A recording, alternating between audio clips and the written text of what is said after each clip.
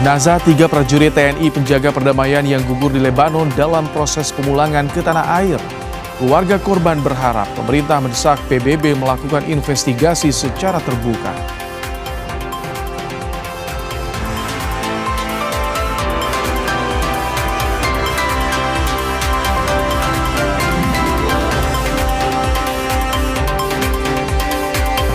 Polisi menangkap 3 pelaku penyiraman air keras warga di Tambun Selatan, Bekasi. Pelaku dendam pernah direndahkan korban pada 2018 silam.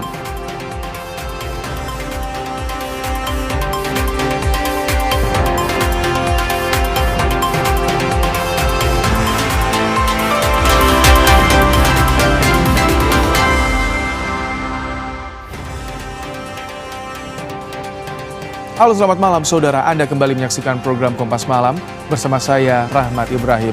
Selain 3 informasi tadi, kami juga masih memiliki informasi lainnya untuk menemani malam hari Anda. Dan inilah Kompas Malam selengkapnya.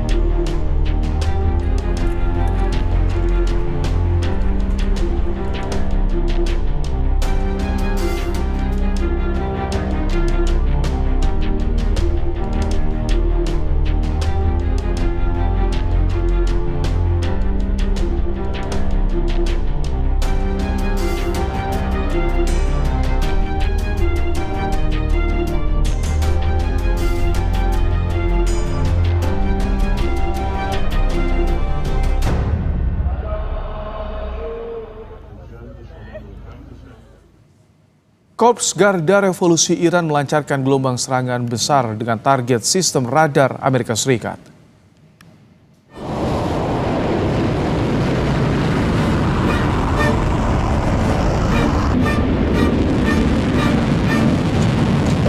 Iran mengklaim telah melancarkan serangan terhadap aset Angkatan Laut Amerika Serikat di seluruh kawasan dan di Palestina. Serangan rudal balistik Iran juga diklaim menghantam kapal amfibi Amerika Serikat di pelabuhan Al-Shuwaih, Kuwait.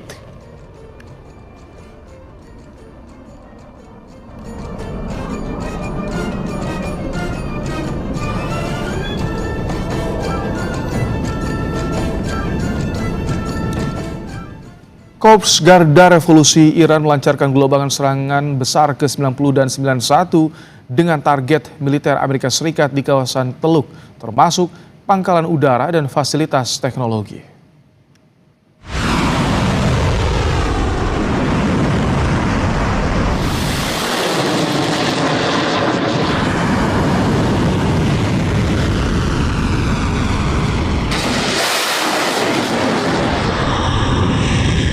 Iran mengklaim telah kembali melancarkan serangan yang menyasar kapal induk Amerika Serikat USS Abraham Lincoln. Serangan balistik Iran juga diklaim menghantam sebuah lokasi pangkalan AS di Uni Emirat Arab.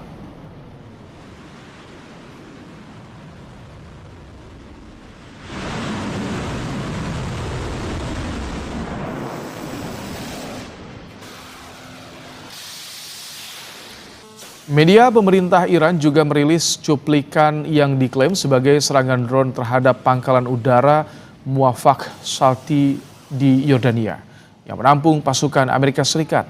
Militer Iran menyatakan bahwa drone penyerang menargetkan fasilitas logistik, gudang peralatan, dan area tempat tinggal pasukan AS.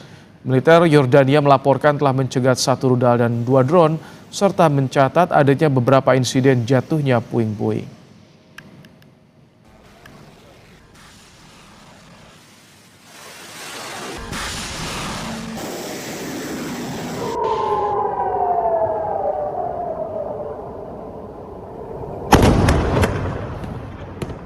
Rekaman yang diambil pada hari Kamis menunjukkan rudal Iran kembali menghantam permukiman warga di Petah Tikva, Israel. Media Israel mengatakan rudal yang membawa hulu ledak 400 kg mendarat di area terbuka dan menyebabkan kerusakan material. Tidak ada korban jiwa yang dilaporkan saat serangan tersebut. Sementara itu, Korps Garda Revolusi Iran tidak mengonfirmasi serangan Petah Tikva tetapi mengatakan bahwa mereka telah menargetkan lokasi di pangkalan udara di Tel Nov dan pusat perakitan militer di Tel Aviv.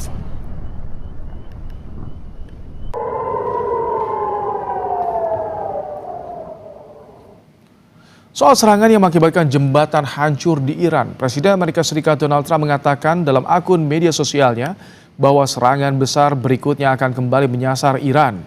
Pernyataan Trump ini dibalas Menteri Luar Negeri Iran, Abbas Araghchi, lewat akun media sosialnya dengan menyatakan serangan ke bangunan sipil seperti jembatan tak akan membuat rakyat Iran menyerah.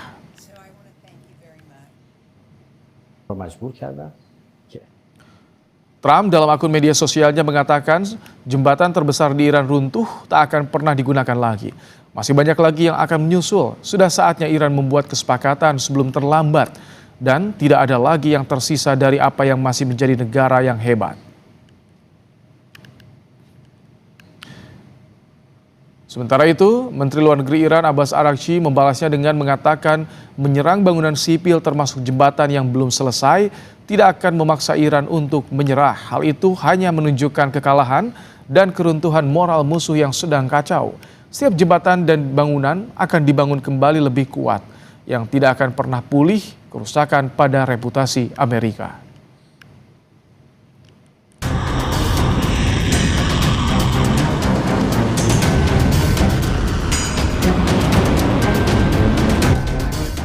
Memasuki pekan kelima sejak perang di Iran meletus, Presiden Amerika Serikat Donald Trump mengklaim sudah semakin melemahkan kekuatan Iran. Dalam pidatonya di Gedung Putih pada Rabu waktu setempat, Trump menyebut telah melenyapkan angkatan laut dan melumpuhkan angkatan udara Iran. We've done all of it. Their navy is gone, their air force is gone, their missiles are just about used up or beaten.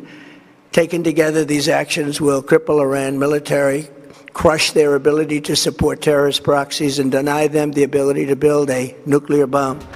Sebelumnya, Trump yakin Iran akan hancur lebur jika Amerika Serikat sampai mengerahkan invasi darat. What are the circumstances where you'd send in ground troops? How are you thinking about that? I don't even want to talk about it now. I mean,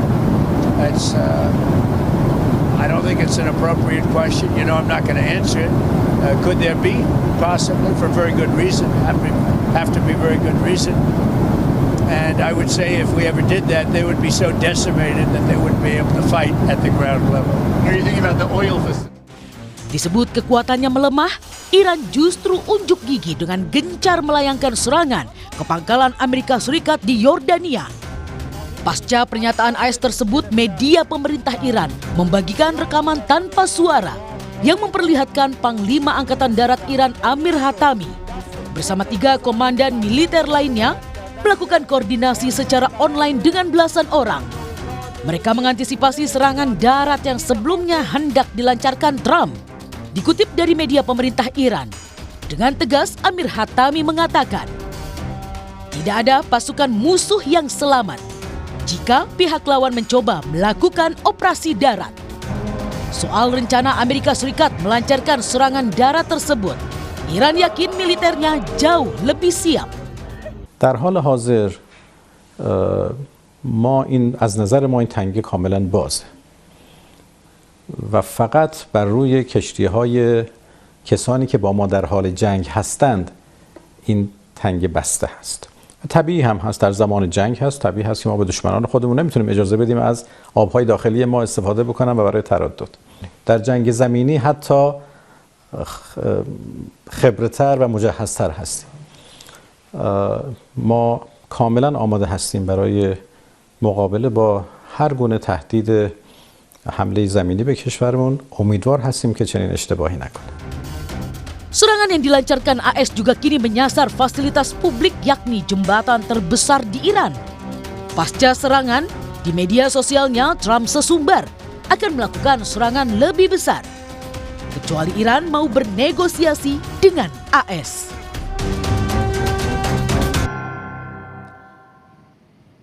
Untuk membahas perkembangan perang Iran dan Amerika Serikat, kita sudah bersama dengan pengamat intelijen dan keamanan UI, Stanislaus Rianta. Selamat malam, Mas Stanis. Malam. Mas Anies, kemarin Trump bilang akan menyerang Iran dengan skala serangan yang lebih besar dalam 2 hingga 3 pekan ke depan. Apakah ini sebagai sinyalemen kode invasi darat akan dilakukan? Ya, ini kan sudah masuk ke fase perang propaganda ya, perang propaganda dan perang urat saraf dan propaganda ya. Jadi masing-masing pihak saling melakukan propaganda terkait kekuatannya dan terkait dengan ancamannya juga. Jadi ini memang sudah nampak sekali bahwa fasenya sudah pada perang di udara. Tapi kita lihat bahwa saat ini Amerika juga mulai terjadi kekacauan di internal angkatan daratnya, terjadi pergantian beberapa perwira-perwira senior di angkatan darat. Ini cukup mengejutkan karena mendekati seperti omongannya Trump yang akan melakukan invasi, tetapi justru terjadi pergantian di angkatan darat. Jadi ini hal yang aneh itu. Sementara di Iran sendiri, walaupun pada serangan pertama itu membuat beberapa pemimpinnya tewas, 30-an tewas, tapi nampak tidak ada goncangan di dalam strukturnya gitu. Jadi ini dua kekuatan yang mungkin dari sudut pandang yang berbeda, tapi menunjukkan kekuatan masing-masing. Masih hanya akan propaganda atau akan lebih terrealisasi invasi darat ini? Sampai kapan, Mas Anies? Ya kan ini kan sudah mulai, Amerika sudah menunjukkan tanda-tanda juga, sudah mulai mengirimkan kapal, kemudian juga pasukan Amerika di kawasan Teluk itu kan ada sekitar 40-50 ribu, kemudian sudah mengklaim akan menurunkan pasukan Linwood 82 gitu. Itu diungkapkan terus. Dan kemudian persiapan ditunjukkan oleh Amerika, mereka menggunakan media-media untuk menunjukkan kekuatannya. Jadi ini nampak Amerika ingin menunjukkan seriusnya, tapi kita lihat bahwa Iran juga tidak gentar. Dia juga semacam akan menyambut jika terjadi invasi darat dan milisi Iran itu cukup banyak jumlahnya, sekitar 1 juta mereka siap dan tidak mudah melakukan invasi di darat, apalagi jika mengatakan akan melakukan penerjunan dengan pasukan Linwood. Orang yang terjun itu tidak membawa senjata berat, senjatanya pasti akan ringan.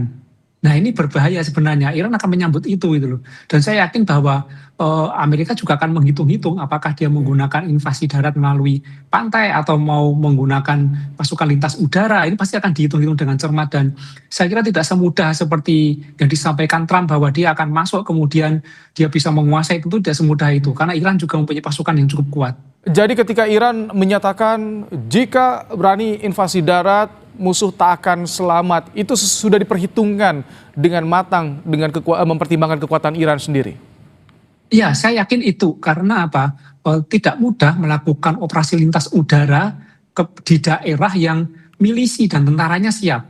Mereka siap menyambut, dalam arti semacam membuat killing ground, semacam tempat pertempuran yang sudah disiapkan oleh Iran. Ini cukup berbahaya bagi pasukan Amerika gitu loh. Kalau misalnya menggunakan opsi lain, misalnya pendaratan pantai juga pasti juga sudah disiapkan penyambutannya seperti apa gitu loh. Saya kira ini lebih pada gertakan Trump supaya Iran lebih melunak dengan negosiasi. Saya melihat seperti itu karena kalau misalnya sampai terjadi invasi di darat, ini pertaruhan cukup besar. Apalagi di internal Amerika, di negara Amerika, yang menentang juga banyak. Yang menentang perang ini cukup banyak. Saya kira cukup berat bagi Trump untuk melaksanakan hal ini. Iran tak akan menanggapi soal gertakan Trump tadi untuk negosiasi?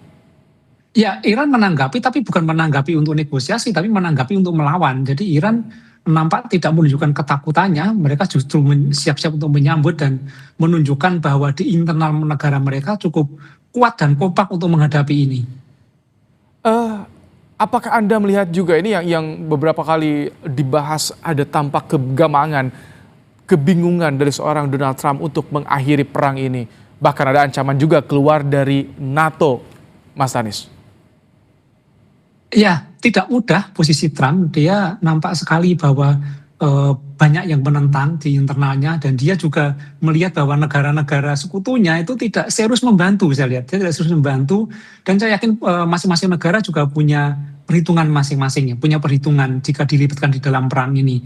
Walaupun Trump di atas kertas menang persenjataan, kita lihat di global air power Amerika nomor 1, sementara sekutunya yang mendukung ini Israel nomor 15, kemudian Iran nomor 16. Harusnya secara persenjataan menang, tetapi perang ini bukan masalah senjata saja.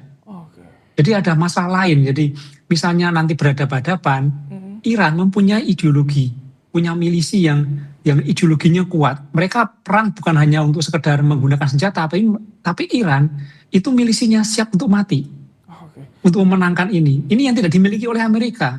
Jadi saya kira tidak mudah dengan walaupun hanya dengan senjata, tidak mudah memenangkan perang ini karena secara politik kemudian secara ekonomi Trump juga mempunyai tekanan cukup luar biasa. Kalau tadi kan memang Amerika Serikat berada di peringkat pertama sebagai armada tempur persenjataan, tapi jika melihat perang yang sudah berlangsung selama lebih dari 1 bulan, untuk saat ini sebetulnya bagaimana Anda melihat peta kekuatan Amerika Serikat? Apakah ini yang direncanakan Iran, perang akan memakan biaya yang mahal? Ya, justru agak anomali ketika dia sebagai negara dengan kekuatan nomor 1 untuk global air power, tetapi tidak cepat untuk menundukkan Iran. Ini sudah hampir 1 bulan juga Iran belum nampak tanda-tanda kekalahan. Ini berarti menunjukkan bahwa ternyata Iran bisa mengimbangi itu. Jadi ini harusnya menjadi koreksi atau introspeksi dari Amerika. Ternyata perang hanya menggunakan senjata itu tidak cukup. Jadi perlu menggunakan kekuatan lain. Saya kira Amerika mengajak negara-negara sekutunya di kawasan Teluk untuk bersama-sama menghadapi Iran, mengajak NATO juga, tetapi nampak enggan. Dan Iran juga melancarkan balasan-balasan, serangan-serangan kepada negara-negara yang bersekutu dengan Amerika. Pangkalan-pangkalan Amerika di negara-negara Teluk diserang oleh Iran. Dan negara NATO juga pasti akan menghitung-hitung ulang jika membantu Amerika, karena rudal Iran itu menjangkau negara-negara NATO tersebut.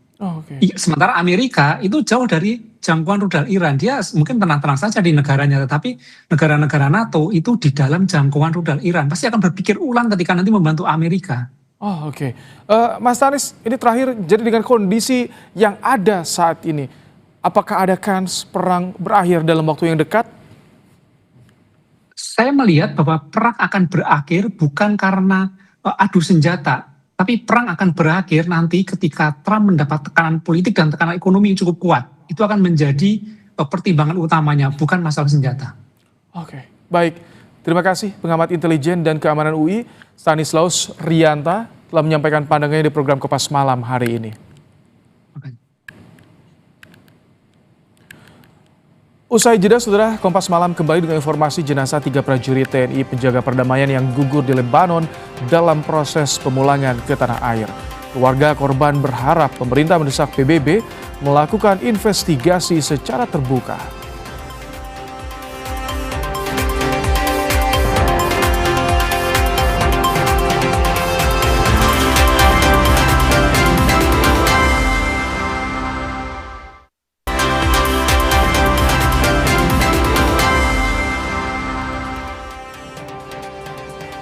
Setelah jenazah 3 prajurit TNI penjaga perdamaian yang gugur di Lebanon dalam proses pemulangan ke tanah air, keluarga korban berharap pemerintah mendesak PBB melakukan investigasi secara terbuka.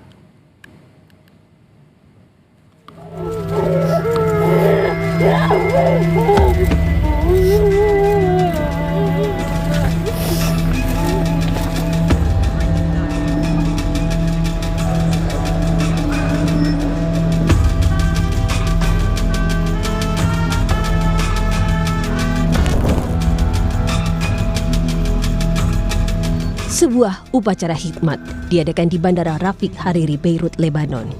Ini adalah penghormatan terakhir yang diberikan UNIFIL kepada 3 prajurit TNI penjaga perdamaian yang gugur saat Israel menyerang Lebanon pada 29 dan 30 Maret lalu.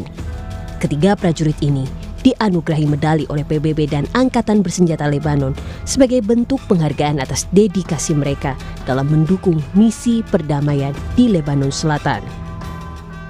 Their sacrifice reminds us of the reality of peacekeeping, and it is carried forward by people like them, brave, committed, and selfless.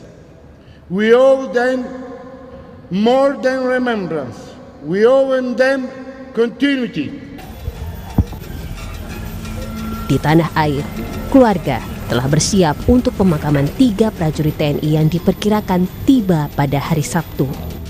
Keluarga berharap percepatan pemulangan jenazah dan meminta pemerintah mendesak PBB untuk melakukan investigasi secara terbuka dan transparan terkait penyebab meninggalnya korban.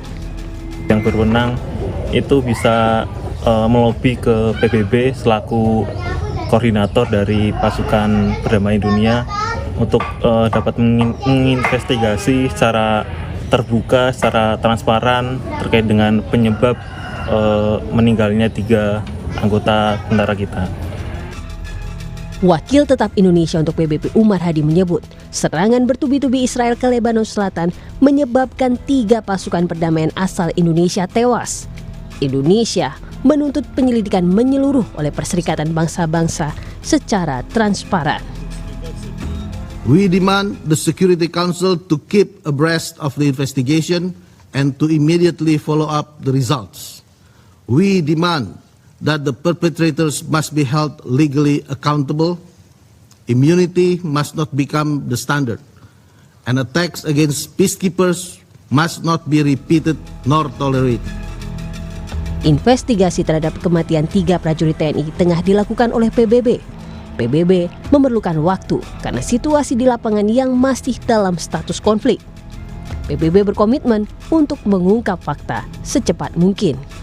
Investigations by us are underway, and despite the challenging situation on the ground, these investigations take time as technical experts examine physical evidence on the scene. General is for it to be done as quickly as possible, as safely as possible. We do not want to see a situation where those who are investigating an attack or an incident are they themselves put in harm's way as part of that investigation. Serangan mematikan kepasukan perdamaian PBB di Lebanon UNIFIL dikecam dunia. Dunia sepakat setiap serangan yang disengaja terhadap personil penjaga perdamaian PBB merupakan pelanggaran serius terhadap hukum humaniter internasional. Tim Liputan, Kompas TV. Jenazah Mayor Anumerta Infantri Zulmi Aditya Iskandar, salah satu prajurit TNI yang gugur di Lebanon, akan tiba di tanah air pada hari Sabtu. Keluarga kini menunggu kedatangan jenazah di rumah duka. Ucapan bela sungkawa masih terus mengalir di rumah duka Mayor Anumerta Infantri Zulmi Aditya Iskandar di Cimahi, Jawa Barat. Mayor Zulmi menjadi salah satu dari 3 prajurit TNI yang gugur dalam misi perdamaian dunia di Lebanon. Rencananya pemakaman akan dilakukan di Taman Makam Pahlawan Cikutra, Bandung pada Minggu pagi. Itu sudah tiba di Jakarta, penyerahan antara jenazah ke negara. Kita jemput itu di hari Sabtu. Insya Allah malam minggunya itu insya Allah itu udah tiba di rumah duka. Jenazah 3 prajurit TNI yang gugur di Lebanon diperkirakan akan tiba pada hari Sabtu di tanah air. Persiapan pemakaman telah dilakukan oleh keluarga. Kita akan tanyakan pada jurnalis Kompas TV, ada Ahmad Fadil langsung dari rumah duka di Cimahi, Jawa Barat. Selamat malam Fadil, bagaimana persiapan pemakaman? Apakah ada perwakilan keluarga yang menjemput ke Jakarta, Fadil?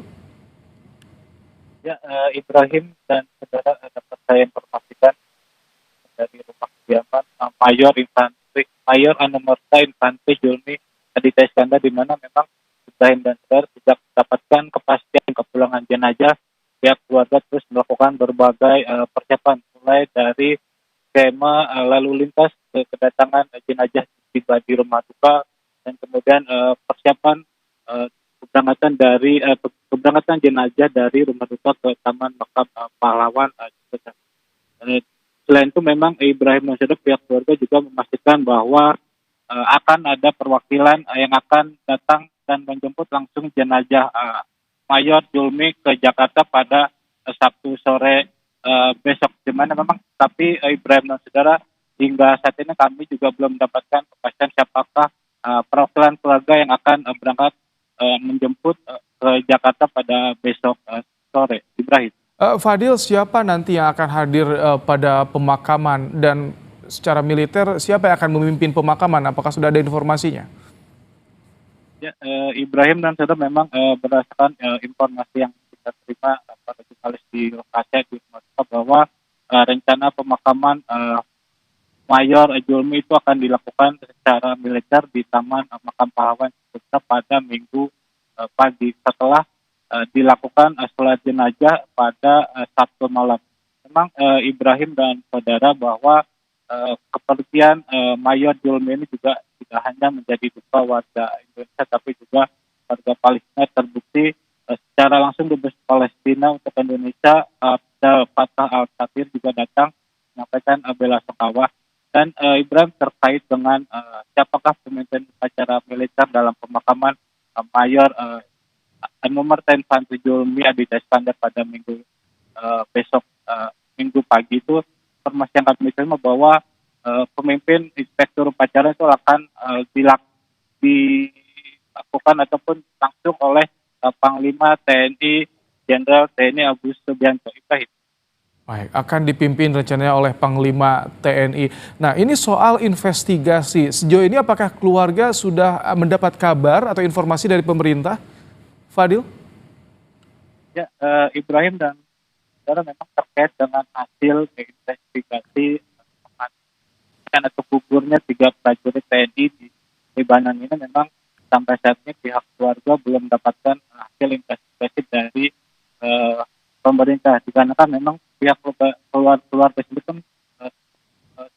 mempersiapkan penyambutan jenazah dengan mempersiapkan lokasi pemakaman di Taman Makam Pahlawan di Kuta, kemudian skema lalu lintas di saat kedatangan jenazah Mayor Julmi ke tiba di rumah duka maupun saat keberangkatan ke Taman Makam Pahlawan. Dan memang ibaratnya saudara, hingga Selasa ataupun hingga saat ini memang terus ungkapan bela sungkawa terus berdatangan ke rumah duka Mayor Julmi, sehingga pihak keluarga sendiri pun fokus pada pengurusan jenazah, sehingga untuk hasil soal investigasi pihak keluarga belum mendapatkan dari pihak pemerintah. Baik, terima kasih Ahmad Fadila untuk laporannya langsung dari Cimahi, Jawa Barat. Setelah kebijakan work from home atau WFH diambil sebagai salah satu upaya menyiasati dampak kenaikan harga minyak dunia. Selengkapnya usai jeda dalam ulasan Istana.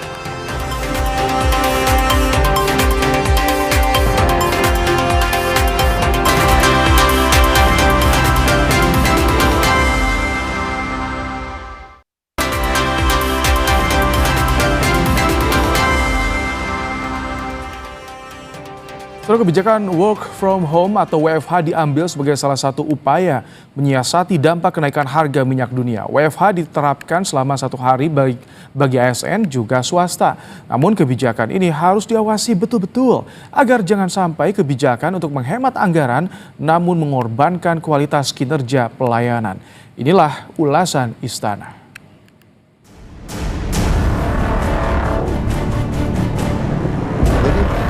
Menurut saya, kalau kita hadapi krisis, ya semua upaya kita pelajari. Ya kan? Pertama, kita harus turunkan konsumsi.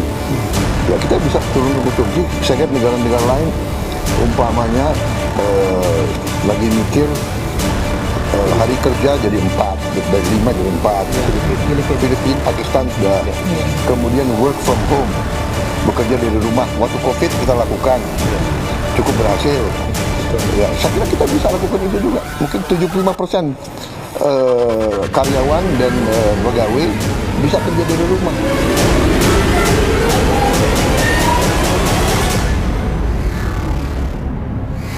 Pemerintah menempuh berbagai upaya untuk mengatasi naiknya harga minyak dunia imbas dari Perang Timur Tengah yang berkepanjangan. Salah satu solusi yang kini diambil adalah work from home bagi ASN, pegawai BUMN, BUMD, dan juga pegawai swasta. Saya Alfania Rizky, inilah ulasan Istana. Perang Timur Tengah terus bergejolak lebih dari sebulan. Perang bukan hanya berdampak pada kerusakan infrastruktur vital di Timur Tengah, tapi juga mulai mengguncang ekonomi global. Salah satu yang terkena imbas adalah pasokan minyak dunia. Harga minyak dunia kini menyentuh angka $103 per barel, terhitung pada Kamis 2 April 2026. Angka ini jauh dari asumsi harga minyak yang disiapkan pemerintah dalam APBN 2026. Dalam APBN 2026, pemerintah menyebutkan asumsi harga minyak dunia rata-rata di angka $70 per barel. Sejumlah negara telah melakukan penyesuaian harga minyak. di antaranya Singapura, Filipina, Thailand, Vietnam, Laos, Kamboja, hingga Amerika Serikat. Namun Indonesia masih bertahan dengan harga minyak saat ini. Di awal April dipastikan tidak ada kenaikan harga BBM baik subsidi juga non-subsidi. Bahwa pemerintah atas arahan Bapak Presiden dan hasil rapat, penyesuaian harga untuk BBM subsidi tidak ada penyesuaian naik ataupun turun. Artinya flat, masih pakai harga sekarang. Untuk BBM yang non-subsidi, sampai dengan hari ini kami dengan tim Pertamina maupun dengan SPBU swasta lain sedang melakukan pembahasan sampai waktu selesai. Kebijakan work from home resmi diambil pemerintah dalam upaya mengatasi dampak kenaikan harga minyak dunia yang kini menyentuh angka $105 per barel. WFH diberlakukan bagi ASN setiap hari Jumat. WFH diharapkan bisa mengurangi beban anggaran mobilitas di tengah tingginya harga minyak dunia.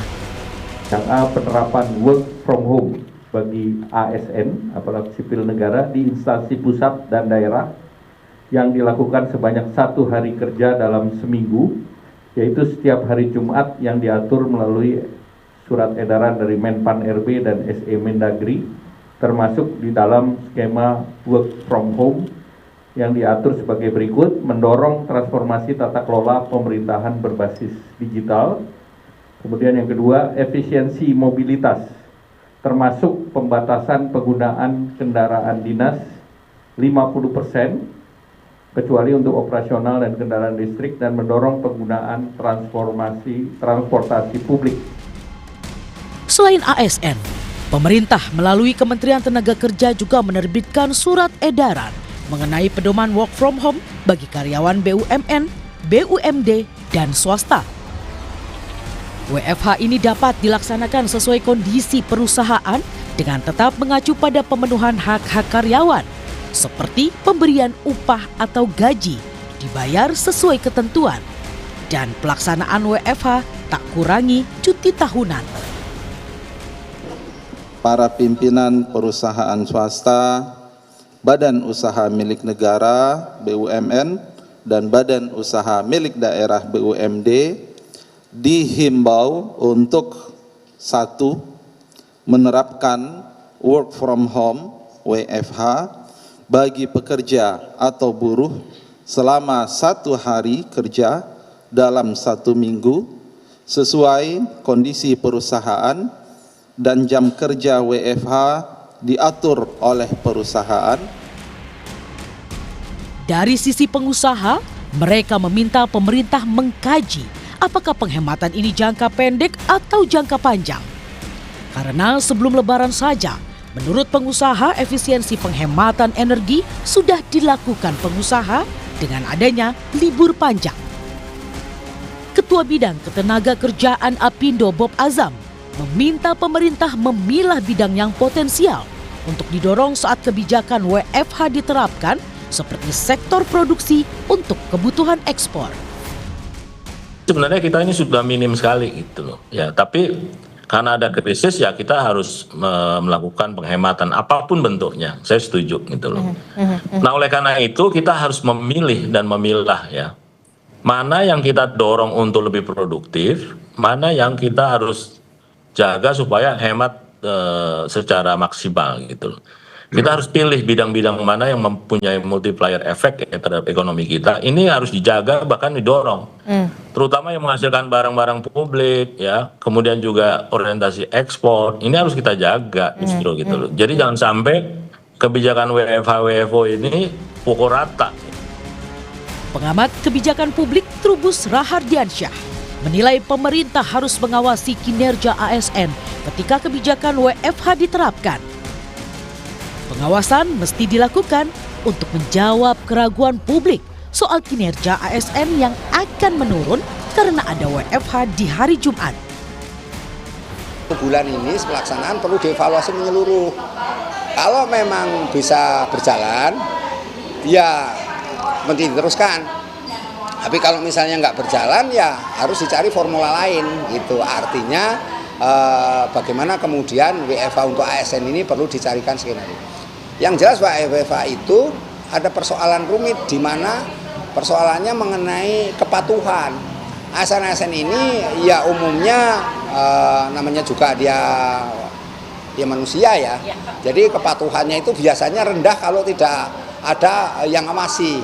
Sedangkan di kantor saja ada bosnya aja kadang-kadang dia nggak patuh, apalagi dia nggak ada bosnya, ya kerja suka-suka aja lah gitu. Jadi apalagi mereka merasa PNS, merasa ASN. Nah ini juga menjadi problem tersendiri.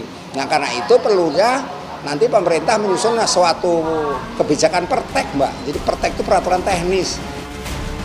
Sederet langkah taktis disiapkan pemerintah dalam menghadapi kenaikan harga minyak dunia imbas perang, serta menjaga defisit anggaran belanja agar tidak semakin melebar. Di antaranya kebijakan work from home 1 hari bagi ASN dan sektor swasta. Pembatasan pembelian BBM bersubsidi bagi kendaraan pribadi maksimal 50 liter per hari. Serta pengalihan anggaran belanja untuk program kurang prioritas kepada program yang produktif. Potensi penghematan yang bisa didapat pemerintah dari kebijakan ini mencapai 204 triliun rupiah. Ekonom Permata Bank, Joshua Pardede mengingatkan pemerintah, jika yang dikhawatirkan oleh negara-negara lain bukan soal harga minyak yang terus naik, namun soal ketersediaan minyak itu sendiri.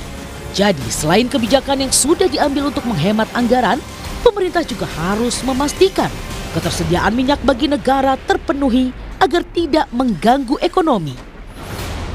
Tidak bisa kita pungkiri bahwa Indonesia sudah keluar dari OPEC sehingga Indonesia adalah net oil importer gitu ya, sehingga pada saat dampak tren harga minyak ini terus berfluktuasi ataupun trennya masih dalam level yang tinggi, tentunya ini akan sangat mempengaruhi lagi kepada fiskal kita dan juga tentunya kepada aktivitas ekonomi kita gitu ya, dan yang dipermasalahkan saat ini oleh berbagai negara adalah bukan masalah harganya, tapi juga ketersediaan komoditas minyak mentah tersebut gitu ya, yang memang saat ini beberapa negara pun juga sudah mendapatkan kesulitan ya, dan tentunya bahkan membatasi ya ekspor minyak mentahnya ataupun minyak sudah jadinya ke berbagai negara gitu ya, sehingga makanya ini artinya semua negara akhirnya akan melindungi negaranya terlebih dahulu gitu ya sebelum menyuplai ke negara-negara lain ataupun ke pasar internasional, sehingga makanya ini yang harus kita lihat bagaimana ketersediaan ini yang lebih penting ya, dan ini pasti harus dipastikan oleh pemerintah dan juga Pertamina agar tidak terjadi kelangkaan BBM di masyarakat, apalagi setelah adanya penghematan ini ataupun kebijakan WFH ini, sehingga tentunya ini akan tidak mempengaruhi juga aktivitas ekonomi masyarakat. Pada akhirnya pemerintah sudah mengambil kebijakan penghematan anggaran termasuk soal WFH. Tetapi yang harus dipastikan adalah pengawasannya. Jangan sampai kebijakan WFH diambil untuk penghematan tetapi mengorbankan kualitas kinerja dan juga pelayanan publik.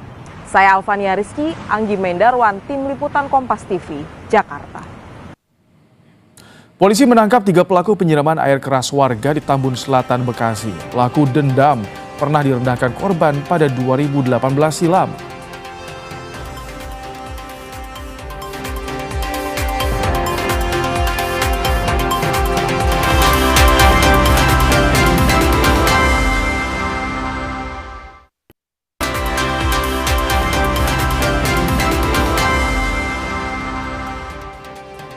Seorang suami histeris mengetahui sang istri tewas dalam kecelakaan di Jalan Hutan Jati, Kalideres, Jakarta Barat. Diduga sepeda motor yang ditumpangi istrinya tertabrak iring-iringan truk TNI.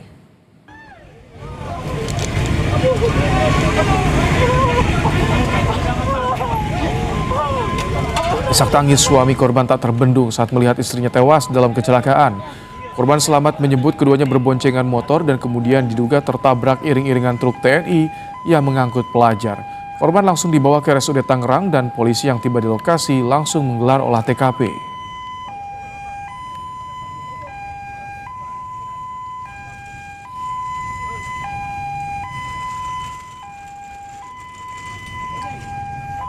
Saya kan bawa motor, terus diklakson saya ke pinggir, disenggol dari belakang.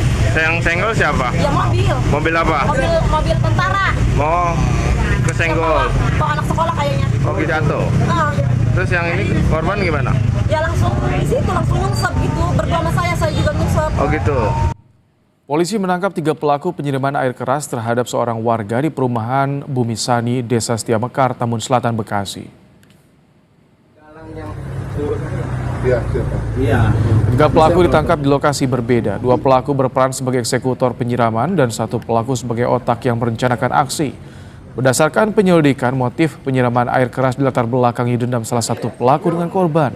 Sebelumnya seorang warga berusia 57 tahun disiram air keras saat hendak berangkat sholat subuh menuju musola dekat rumahnya.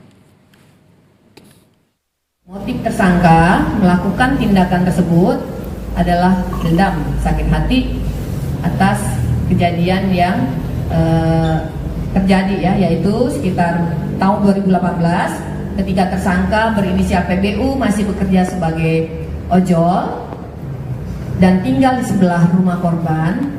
Tersangka kesal dengan korban karena merasa sering direndahkan. Satreskrim Polres Sampang, Jawa Timur menangkap pasangan suami istri pelaku pencurian sepeda motor. Dari penyelidikan, polisi diketahui beraksi di 11 lokasi di wilayah Sampang.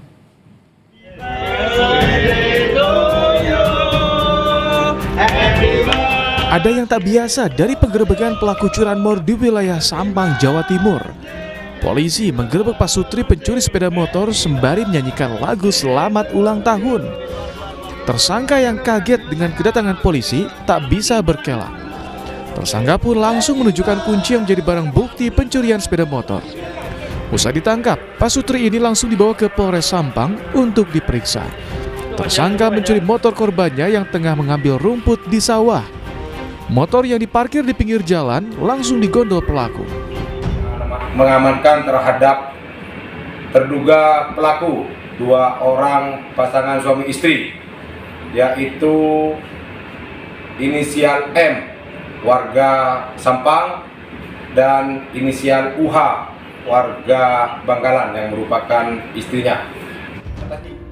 Dari hasil pemeriksaan, kedua pasutri telah beraksi di 11 lokasi di wilayah Kabupaten Sampang. Akibat perbuatannya, pasangan suami istri ini diancam dengan hukuman 7 tahun penjara.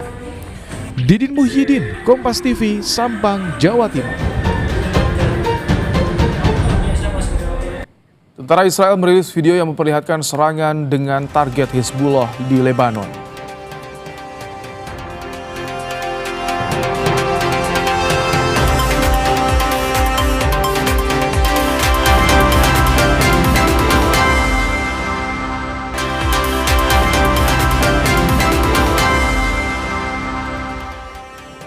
Tentara Israel merilis video yang memperlihatkan serangan dengan target Hizbullah di Lebanon. Rekaman udara memperlihatkan ledakan dan kepulan asap terjadi usai serangan terhadap target yang digambarkan militer Israel sebagai target Hizbullah. Tanggal dan lokasi pasti video tersebut tidak dapat diverifikasi secara independen. Sementara dalam video yang dirilis pada Jumat, tentara Israel tampak melepaskan tembakan dan menyerbu sebuah bangunan di Lebanon Selatan saat IDF melanjutkan serangannya ke Hizbullah dari udara, laut, dan darat. IDF menyatakan pihaknya telah menghilangkan sekitar 1.000 anggota Hizbullah dan menyerang 3.500 target di Lebanon. Kita kembali ke dalam negeri, libur panjang akhir pekan lalu lintas di kawasan Puncak Bogor padat. Kepadatan terjadi di Simpang Gadok pada Jumat malam, saudara. Kepadatan kembali terjadi usai penerapan one way sejak siang hari telah dihentikan. Untuk hari Sabtu, petugas Satlantas Polres Bogor rencananya akan kembali memperlakukan one way ke arah Puncak lebih awal pada pukul 7 pagi.